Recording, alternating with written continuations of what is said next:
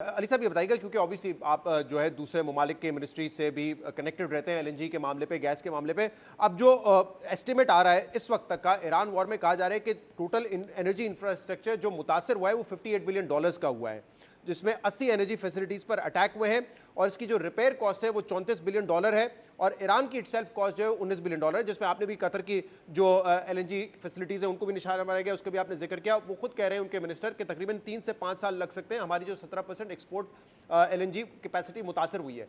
ये कितना टाइम लगेगा? मतलब मैं पूछना ही चाह रहा हूँ कि फौरन अगर जंगबंदी हो जाती है, कोई मुआहिदा हो जाता है इंशाल्लाह अगले हफ्ते, तो क्या सप्लाईज नॉर्मल हो जाएंगी या बड़ा वक्त लग सकता है इस खित्ते की जो एनर्जी इंफ्रास्ट्रक्चर को नुकसान पहुंचाए उसके बाद? देखें शहजाद, ये तो जब जंग बंदी होगी उसके बाद जब ये सारी की सारी एक्चुअल असेसमेंट्स होंगी फिर पता चलेगा। उसके बाद मेरे ख्याल से इसके ऊपर हर फैसिलिटी को रिवाइव करने के लिए अपने स्केड्यूल्स बनेंगे। बट ये कोई दिनों की बात नहीं है, ये हफ्तों की बात है। अगर हफ्तों की नहीं है तो यकीनन महीनों की ज़रूर बात है। पर शहजाद साहब, जो वॉलेटिलिटी इस जंग की वजह से आपकी इस इन्वायरमेंट के अंदर आ गई हुई है, तो हमेशा से एक रिस्क प्रीमियम अब ऐड हो गया, जिसको आहिस्ता आहिस्ता आहिस्ता आपको मिटिगेट होता हुआ नजर आएगा। और इसके अलावा देखें, जो आपकी ऑयल चेन की जो डिसरप्शंस आई हैं, जो रिफाइनरीज की आई हैं, जो बाकी के मामला होंगे, उसके एलएनजी के ऊपर भी दुनिया का मेरे ख्याल से अब रुझान ज़्यादा होगा।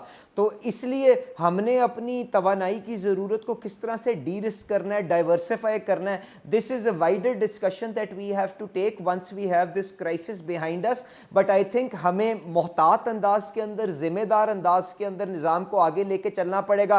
अपनी रिफाइनरियों को अपग्रेड करना पड़ेगा ताकि हम उनको और रिजिलियंट बना सकें। अपनी सप्लाई चेन्स को डाइवर्सिफाई करना पड़ेगा और अपने पार्टनर्स, जिन ममालिक ने आपको इन मुश्किल तरीन हालात के अंदर प्रायोरिटी सप्लाईज दी हैं, हम 90% अपना ईंधन ये स्ट्रेट ऑफ हॉर्मुज़ के अंदर लेके आते थे, एक दिन की भी किसी जगह पे ड्राई आउट नहीं हुई, एक पेट्रोल पंप पे भी लड़ाई नहीं हुई। हमें उन सब के साथ मिलकर अपनी स्ट्रेटेजिक पार्टनरशिप्स को स्ट्रेंथन करना पड़ेगा और इंशाल्लाह I think we will come out as a stronger nation from this crisis.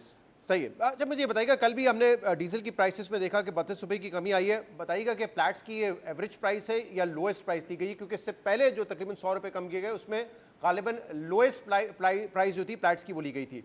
दूसरा एक और सवाल ये होता है, आपने देखा होगा डॉक्टर मिफ्ता इस्माइल साहब इस पर बात कर चुके हैं और दीगर एनालिस्ट भी बात कर चुके हैं कि क्योंकि हमारा क्रूड अगर $150 का भी होता है तो 70-80% रिफाइंड वो लोकल रिफाइनरीज कर रही होती हैं, लेकिन जो प्राइसिंग दी जाती है उनको वो प्लैट्स की दी जाती है जो तकरीबन $250 की थी। तो इससे बहुत ज़्यादा मुनाफा कमा रही है रिफाइनरीज और इसीलिए कहा जा रहा था कि उनका जो प्राइसिंग फॉर्मूला है उसको तब्दील करने की ज़रूरत है। क्या आप समझते हैं ये होना चाहिए? देखें, आपने बहुत अच्छा शहजाद ये सवाल किया है, मैं और इसके ऊपर क्लियर भी कर देता हूँ कि देखें, जब आप किसी सेक्टर को डीरेगुलेट करने की बात करते हैं ना, तो उसका मतलब ये है कि उनकी प्रोडक्ट को आप फ्रीली एक्सपोर्टेबल बना दें।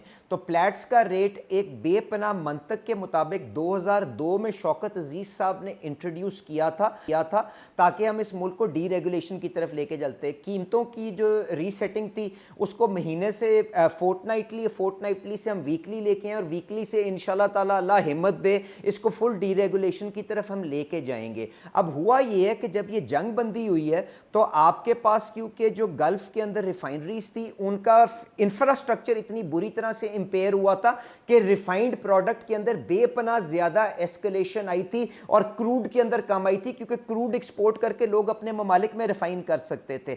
तो अब गुजारिश ये है कि क्योंकि डीजल के अंदर हम ज़्यादातर उसकी जो रिक्वायरमेंट है वो खुद मीट कर सकते हैं, पर इसका ये मतलब तो नहीं है कि हम रिफाइनरियों को पाबंद कर दें और बांध दें और उनको एक तरह से उनको नेशनलाइज या रेगुलेशन के अंदर ले आए।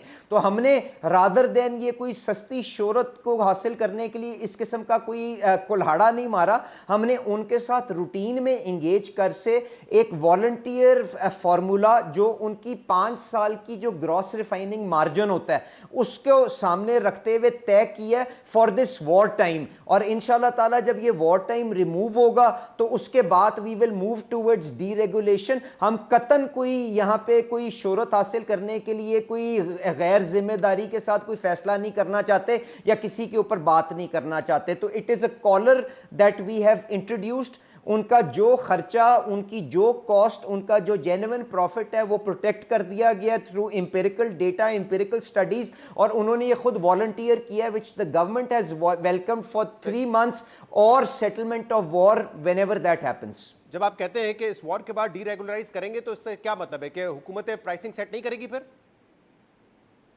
देखें, डीरेगुलेशन का तो मतलब ये होता है कि आप इससे, इस काम से बाहर निकलने की कोशिश करेंगे और मार्केट फोर्सेस देखें, हुकूमत का इसमें बड़ा छोटा किरदार है कि उन्होंने कीमतें क्या सेट करनी है, अदर देन द फैक्ट कि जी उन्होंने उसको टैक्सेशन कितना इकट्ठी करनी है। ये तो फाइनेंस डिवीजन की डिसीजन है, पेट्रोलियम डिवीजन का इसमें रोल ही कोई नहीं है। तो अगर फ्रीली इंपोर्टेबल एंड एक्सपोर्टेबल बनाना है, आपकी रिफाइनरीज वर्ल्ड क्लास हो जाती हैं जिनको हम अपग्रेड करना चाहते हैं, तो why should the consumer carry this extra burden कि जी अगर नालायक आपकी लागड़ रिफाइनरी है तो वो एक ज्यादा ईंधन की कॉस्ट दें, वो बाहर से सस्ती प्रोडक्ट आके उनको मीट करना चाहिए। और अगर रिफाइनरियां एफिशिएंट हो जाती हैं तो ना सिर्फ ये मकामी आपकी जरूरत को मीट करें बल्कि इसके बाद एक्सपोर्ट भी करें। क्या इंडिया ने अपना डीजल जो है एक्सपोर्ट नहीं किया इस एनवायरनमेंट के अंदर? श्रीलंका को, बांग्लादेश के अंदर क्या उन्होंने डॉलर नहीं कमाए? तो क्या हमारे मुल्क में कमी थी? क्या हमारी रिफाइनरियों में कमी थी? वो ये थी कि हमने पिछले 20 सालों में सिर्फ और सिर्फ सियासत की है। इन सारे दोस्तों ने जब ये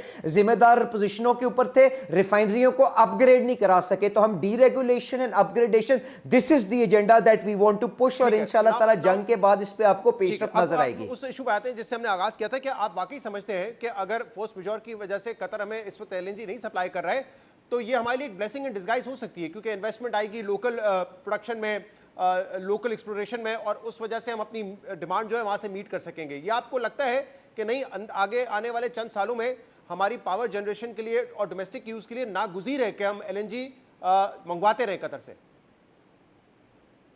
अच्छा, दो पहलू हैं आपके सवाल के शहजाद। एक तो क्या ये ब्लेसिंग इन डिस्गाइज है कि नहीं है? मेरे ख्याल से अगर ये रियासत की एक कमिटमेंट है तो इसको कमिटमेंट के तौर पे सही है, गलत है, मैं एक जिम्मेदार आदमी हूं, मैं पब्लिकली इसके ऊपर कमेंट नहीं करूंगा। बट मैं जो आपसे कहूंगा वो ये है कि मैं अपने सप्लायर्स के साथ मिलके उनकी सेंसिटिविटीज़ को देखते हुए अगर पाकिस्तान की ज़रूरत तब्दील हुई है तो उनके साथ बात करके रास्ता निकालने की कोशिश करूंगा। तो that is all I have to say. दूसरी बात ये कि क्या आगे जब पीक समर के अंदर आप जाते हैं तो क्या आप एलएनजी के बगैर फौरी तौर पे क्या आप उसको वहां पे लोड शेडिंग को मिटिगेट कर सकते हैं? मेरे ख्याल से मुश्किल होगा। इसीलिए हम कतर के साथ देंगे कि जितनी भी हमें वॉल्यूम्स मिल सकें वो हमें अपोर्शन कर दें, या हम उसको स्पॉट मार्केट से या सोकार से या बाकी के जो सप्लायर्स हैं उनके साथ मिल के मिटिगेट कर सकें क्योंकि जो मकामी गैस का रिवाइवल है उसको वो एक मीडियम टर्म का प्रॉब्लम है जिसके अंदर हमें अपना जो लेगेसी सर्कुलर डेट है गैस का, वो जो 1500 अरब रुपए के करीब तकरीबन हमने अब फ्रीज कर दिया हुआ है, उसको भी लिक्विडेट करवा के ईएनपी कंपनीज को पेमेंट्स करेंगे तो वो उसके अंदर जाके सरमायाकारी कर सकती हैं ना। तो it is more complicated then just openly saying कि जी ये ब्लेसिंग और डिस्गाइज है कि कर्स एंड डिस्गाइज है। सही। अली साहब, आपने कहा कि जो भी हमने मुआहदे किए हमें वो पूरे करने चाहिए, लेकिन एक मुआहदे पे आपने भी तनकीद की जो एलएनजी टर्मिनल्स लगाए गए हैं, और आपने कहा था कि ये फॉल्टी एलएनजी डील्स हैं। रीजन बीइंग कि अभी भी हम उनको तकरीबन एक महीने के $15 मिलियन देते हैं, और आपने कहा कि कोई हमने इस पे एग्रीमेंट में कोई टर्म्स एंड कंडीशन नहीं रखी कि फोर्स मेजॉर की वजह से भी अगर एलएनजी नहीं सप्लाई हो रही होगी तब भी इनको कैपेसिटी पेमेंट इन टर्मिनल्स को, 2 एलएनजी टर्मिनल्स को देनी पड़ेगी। तो लगता है आपको कि हमने फॉल्टी मुआहदे किए थे? देखें, गुजारिश ये है कि फॉल्टी किए थे कि नहीं किए थे, वो तो मेरे ख्याल से प्राइम मिनिस्टर साहब ने वो नेशनल कोऑर्डिनेटर जो है पावर के टास्क फोर्स के, उनको कह ज़रूर देख लें। पर मैंने एक बात जो की थी और मैं आज भी कायम हूँ कि शहजाद फोर्स मेजोर के अंदर मैंने कभी नहीं देखा कि जी आप फिर भी कैपेसिटी पेमेंट्स दें, क्योंकि force majeure in the strictest sense means कि ऐसी अनहोनी कोई चीज़ हो गई है कि आप अपनी ऑब्लिगेशन को ओन नहीं कर सकते। तो अगर ऑब्लिगेशन को ओन नहीं कर सकते तो कैपेसिटी चार्ज कैसे हो सकता है? तो मेरे लिए इसलिए ये जो सेटलमेंट थी या ये कॉन्ट्रैक्ट की ड्राफ्टिंग है डेफिशिएंट है।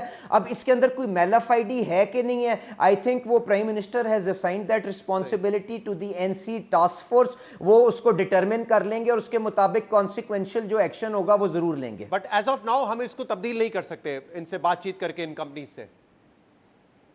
देखें, as of now the contract से कि हम उनको इस्तेमाल करें कि ना करें। $15 मिलियन हमने उनको महीने का एक इस गरीब आवाम के पैसों का हमें देना है।